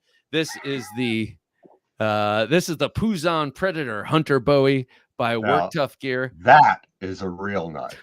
You know what I mean? Any man who would carry less is less than a man, I think. So this is obviously way overkill for me, but I couldn't say no when I finally re-released this. This is my third, this is my own Work Tough Gear knife, but I've experienced two others before this, loaned to me by Scab, this of Choir Boys Cutlery and Work Tough Gear knife. It's a 6-man shop in Taiwan, and man alive, do they do some incredible work. And Doug, they make the most audacious designs from people that no one else is making. They make very, very high quality knives. I've been impressed. It's so cool. So, Robert, thank you so much, sir. This is for you. Oh, see, I almost cut my microphone. This thing's so damn big. And here's your swim by, like it's a giant shark menacing you. in the deep. All right. I love this thing. It is dramatic, if nothing else. Rob's Nerdy Knives. Dang. Now that's a real knife. That's right. That's right, man. Because I need to cleave things, and I don't want to be left in the lurch. Dion Page says, I'd EDC that blade. I bet you would, Dion. Something tells me you might. You might do that. Just sweet Bowie, says Robert Von Darth. Yeah, you know, I'm a big Bowie fan. How do you like Bowies? How do I like Bowies? He's Love like, what a Bowies. stupid question. Of course I love Really? Bob, Bowies. I love Bowies. Bowies are the American knife. Yes, I agree. I'm a sucker. But you know, it's another the American knife, and that's because it was originally designed by Mr. Lovelace. Is the sub hilt folder. Oh yeah. Oh, the RSK Mark Auto, the Auto RSK Mark 1. I was just gonna show off my RSK. Oh, nice. Auto RSK. Yeah, I love the sub hilt fighter. It's one of my favorite designs, and it's also definitely 100% American. Long, slender, clip point blade with the double edge. It's for my duels. You know, when I get called on duels, this is what I bring. You know. Okay. You know. So correct me. So it's the RSK. It's the Auto RSK Mark 1. Just Auto RSK. RSK. I've gotten so beat up on all the Mark 1s and stuff. Nobody gets it. Auto RSK. Oh man. Keep it simple. See, no one has the right. No one has the right, because people memorize other stupid, not that that's stupid, but people remember these numbers by, well, 0 tolerance, 0308, ZT03, or two sun knives, you know. Oh yes, it's the TS 336, which happens to be cool, but the 335 is a dog. You know what I mean? So names are names. What are you going to do about it? You know? There's a history there, and apparently I and a few Aston Martin owners are the only people that get it. So there you go. Or Jaguar owners. Oh yeah. Well, yes, the Mark and Spitfires and other British things like the World War II airplanes, they all had their marks. I worked for a British company, so. Oh, did you? That's why we lived in Phoenixville. I was working for Aston Martin in King of Prussia. I had well, how would I know that? But Aston Martin, that's pretty cool, man. Well, they look good. I don't know if they're any good, but they look good. Yes, they are good. They are good. Because people make jokes about British cars. Understandably, Lucas, Prince of Darkness, and all that. Yeah, I get it. I spent a lot of my more useful years working on them. Wow. So, yeah, I get it. Okay. All right. That's pretty cool. All right. Not undeserved. Not undeserved, but beautiful lines. British cars do have beautiful lines, nice designs and such. Some of them. So let me ask you this, and maybe other people are wondering this, and it's not like, what have you done lately? Because you're just coming out with the Auto RSK. But what like if money were no object and you could just go off the rails and design another knife like from scratch, what kind of knife, not necessarily what it would look like, what it would be made out of, but what kind of knife would you make if you were just starting from scratch, something new? Just for fun? Yeah. A dagger. I love daggers. Oh, really? What daggers do you love? I think probably my favorite modern dagger would be the Spartan Harsey. It just works. I happen to have one right here. I'm in a dagger mood tonight. I have a bunch of daggers out, and to me, this I bought on the secondary and I got a deal, and I got it with this beautiful leather sheath. Bill Harsey is a genius. Not that Les George or any of their other designers are any less of genius, but I love Bill. He's incredibly talented. He does a lot more than just knives. For those who don't know, um, he's a genius, and that knife just works beautifully.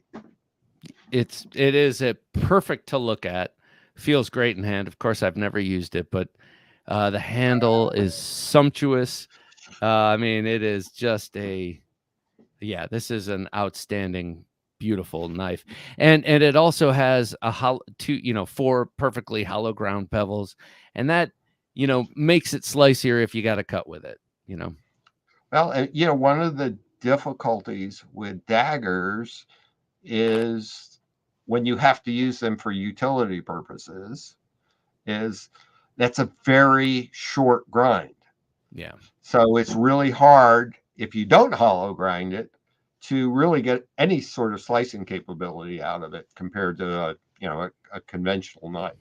And so hollow grinding a dagger is how you get that slicing capability for other than stabbing uses. Right. The Randall Model 2 combat stiletto. This is also like a very shallow hollow grind, but it's broad and it has belly. To me, of course, again, another knife that's gone totally unused, but it seems like this. Jesse says, "Nice dagger, thank you." Thank you, like I designed it. But yeah, it seems like this would be a good one for other things other than just stabbing. The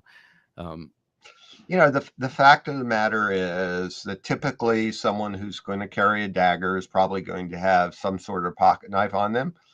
But there are things you need to slice, and it's helpful if your big knife can do the job. Yeah, it's primarily a stabbing weapon, but in the right circumstances, it has to slit a throat or something like that. Yeah. Being able to slice it is handy. Yeah, no kidding. Have you ever known anyone, to carry a dagger? So, in the military or civilian? At In the all? military, In the military, I know a number of people who have. Oh, Civilian, okay. I know at least one person who carries a boot dagger, boot knife in a dagger configuration. He's I guess I'm guy. more thinking about the military guy who decides to put a dagger on his gear. Like that's with all the stuff you got to carry. If a dagger is on there, it's like that's a guy I'm without terrified exception. of. The people I know who carried daggers were special forces of some kind. Right. And they didn't always carry a dagger. Depended on what they were doing.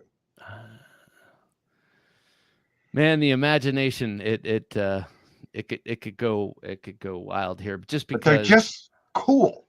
They are because really you can go back in time. You can go to the medieval ages. People were carrying daggers then, and there's just something about them. They really are very cool. I mean, they are symmetrical. Something about the symmetry. When you're talking about custom daggers, especially that are hand ground, I mean, the difficulty of getting 4 symmetrical grinds, that's a step. There's a reason that makers don't start out there. It's not easy. Yeah. Let me show you this. This is actually a dagger I carry somewhat frequently, and I kind of forget because it's somewhat small. But this is from Michael Jarvis, Auxiliary Manufacturing. Knife. Yeah, look at this thing. Mm-hmm. The pocket rocket, beautifully ground 3-inch dagger there, and daggers are fun to scrutinize. To look at, and I don't think I have ever looked at a knife like that. Really? Oh, give me a break. You don't look at it and kind of see if not with everything... one eye closed and holding it out for and going, yeah, it's quiet. No, you don't put your monocle in. Sorry. No, I do. Yeah, obviously. I will kind of look at. Oh man, I mean, because it's look at this. It is amazing to look at this and see a handmade knife where the plunge grinds are perfect and they meet the, they come down. That's nice to Not look at, not easy. Not easy at all. I love the handle of this too. Will B says, I carry my Riat Exo, which is a bayonet ground. Oh, that's cool. Gravity knife. These Riat Exo gravity knives. Now, is that a final frontier or what? Have people forgot about, like, how is that thing illegal? So, for example, it's legal in New York because we fixed it after 9.5 years of trying. Okay. In most of the states, gravity knives, just as with the Federal Switchblade Act, they're lumped in with automatics, gravity knives, and butterfly knives or balisong. They're all, that's what the Federal Switchblade Act does, and that's what most states do. Well, that's so when we get rid of a switchblade law, typically that clears the way for balisongs and gravity knives as well. So that's an emotional category because those are three very different knives requiring different, a balisong requires some skill to open up with any efficiency. Gravity knife is totally different from a switchblade. That's an emotional category. These clickety clack and make me nervous, You need to see a psychiatrist about that, Bob. Yeah, well, yeah, exactly. And if those people knew about the Emerson wave, that would be thrown in there. It's so fast. It's Will B says, I had my Exo on me when I thanked Doug for all he's done for Ohio when we met. Ohio is love Ohio, and so glad that things are back. Oh, Rob's Nerdy Knives, that's right. Any chance that Hogue will do milled and textured tie? Okay, so Rob, this is his. Well, let me finish the question. Tie Mark 1 in Magna Cut, or will Original Goat make more scales that are not pre-ordered a long time out? Well, I can't talk about what we will do in the future with Hogue because as a matter of policy, we don't discuss those things. Original Goat has done some beautiful titanium scales for my knives, and I'm sure they're going to continue to. And that's really all I have to say about that. But Rob, if you weren't here before, we were talking about how Doug OEMs those knives. So he buys them outright and then sells them through Knife Works. It's not a design that Hogue has licensed and makes at their own discretion. This is something that Doug goes to them and says, okay, I'm ready for another 500 of these things. Here's a check. So, it's not Hogue's decision. And actually, it's not my money. It's Knife Works. I could not do this without Roger down there. Okay. So they front it, and however that works, it's not Hogue's. Really, Correct. It's not Hogue's decision. They work it into their production schedule for you and your money. Power Play for Real says, I don't think it should be a gravity knife if you gotta flick it out the blade channel. So, by definition, all of those knives that you flick out the channel, if you point towards the ground, the blade will come out once it's released. And if you sit in a chair and hold your arm straight out and release the lock, and someone spins you around, the centrifugal force will pull the blade out of the channel. So, yes, it's a gravity knife. Oh, man. Do you have some now? A gravity knives? I'm not sure what you mean. Yes, I have gravity knives. You'd think after 9.5 years, I might have a few samples. We demonstrated them in federal court, which I'm pretty sure is the only time anyone has demonstrated knives in a federal court. No. Okay. Sorry, he wasn't talking about that. He was asking if you have any of those now. Thanks, Jim. If you have any of the textured tie Mark 1s in Magna Cut. I don't think so. No.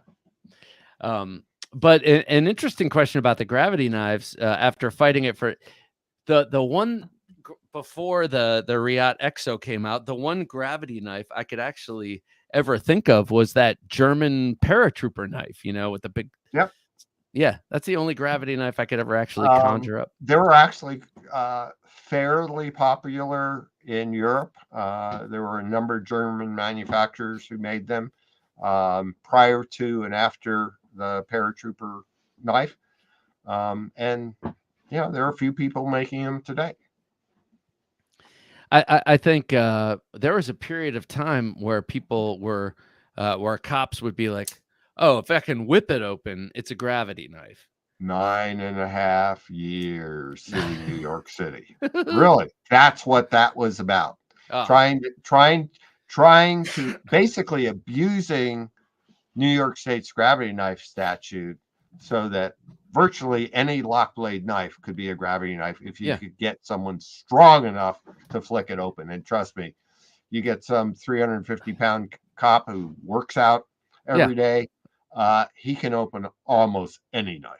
yeah. Just by holding the blade and doing that, like he's tapping his dip. Excuse me. Yeah, I had a when I lived in Manhattan, I had a friend who was. I walked around with big knives in my pocket all the time, with the clips protruding, and I'm not saying that's a good thing, but at the time I was kind of like not concerned. And then a friend of mine at the time, who was a female and a school teacher, and like, very very not the person who's gonna mug someone. I had gotten her a tiny little CRKT Kiss knife. Remember those little Mhm. tiny?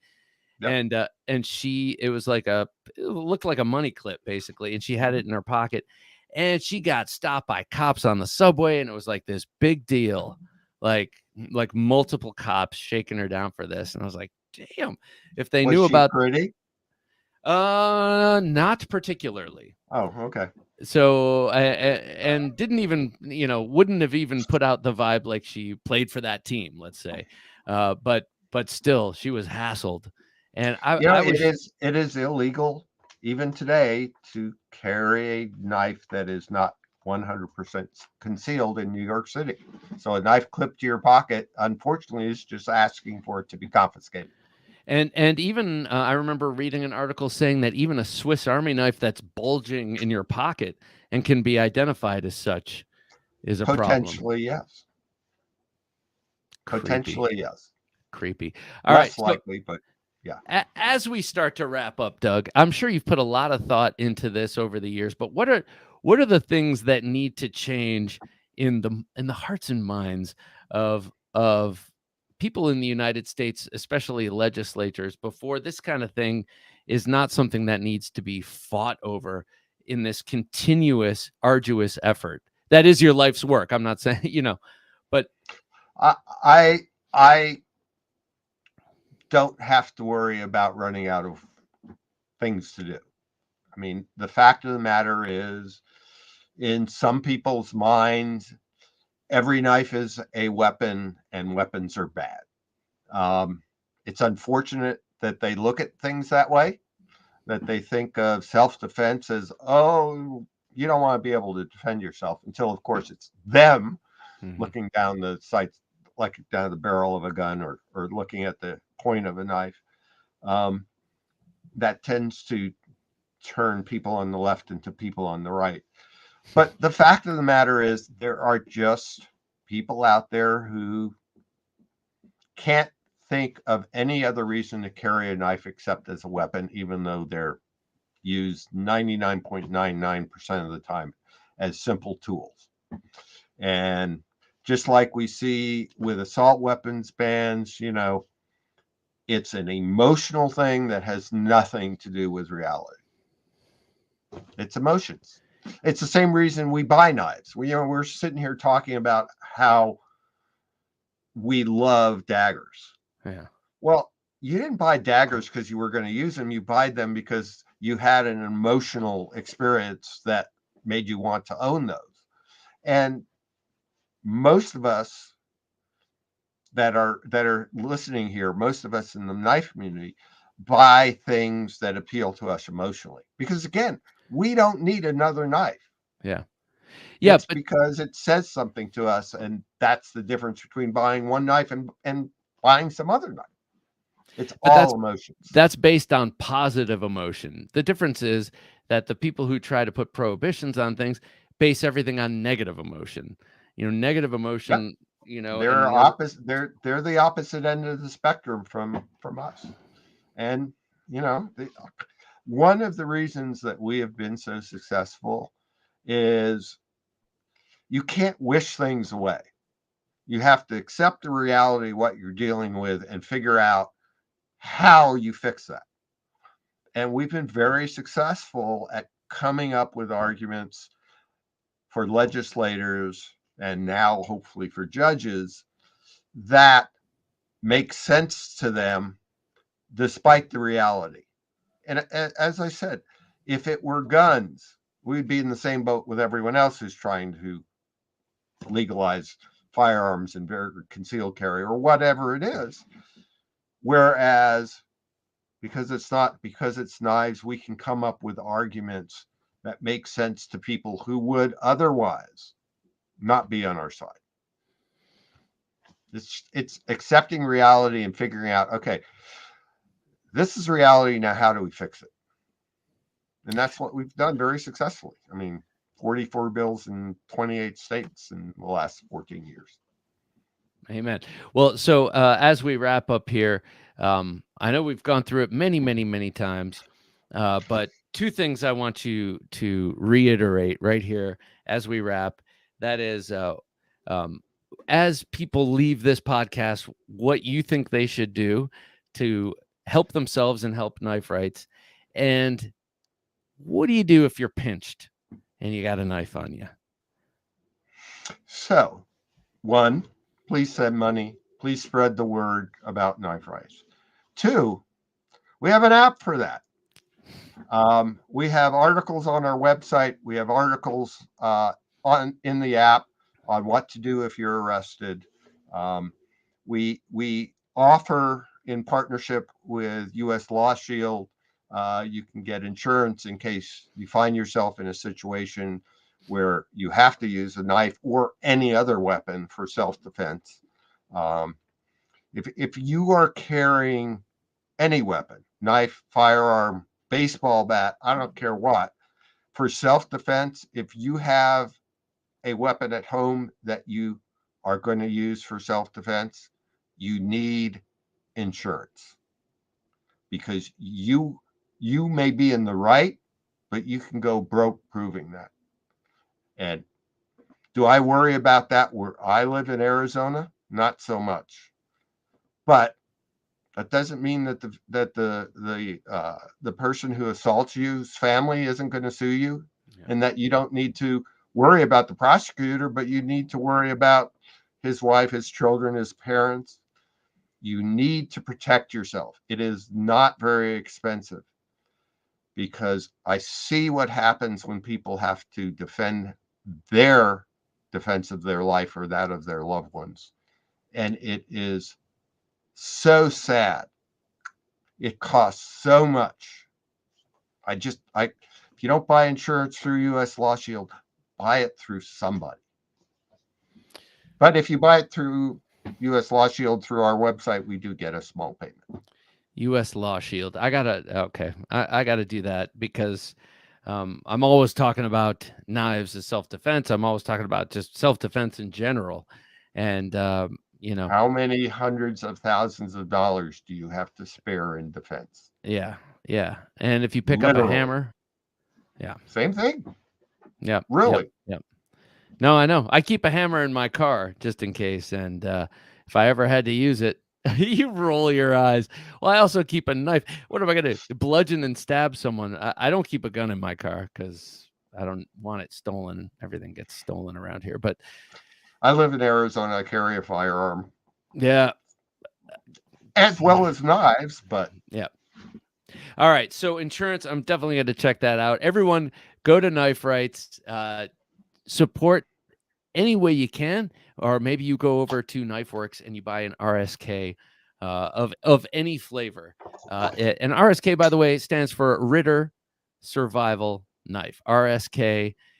Check it out. There's the Able Lock version, and then we have the Auto Lock version coming out. And there's the mini. I got the mini, and I'm going to get the auto this very same night. Doug, thank you so much for coming on Thursday Absolute Night Knives. pleasure. Also, I always enjoy spending time with you and your community of knife crazies. It's great. Me too. And thanks for thanks for straightening things out for people. We all appreciate it. Check out Sunday's show. We have Ed Soul of Ed Soul Crafts coming on. He's an awesome dude and a great knife maker. Recently did this collaboration. Oh, where is it?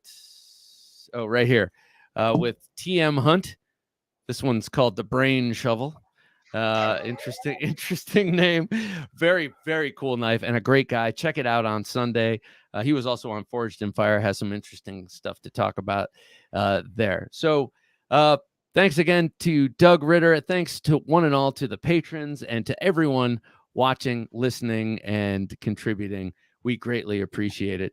For Jim working his magic behind the switcher, I'm Bob DeMarco saying, until next time, don't take dull for an answer.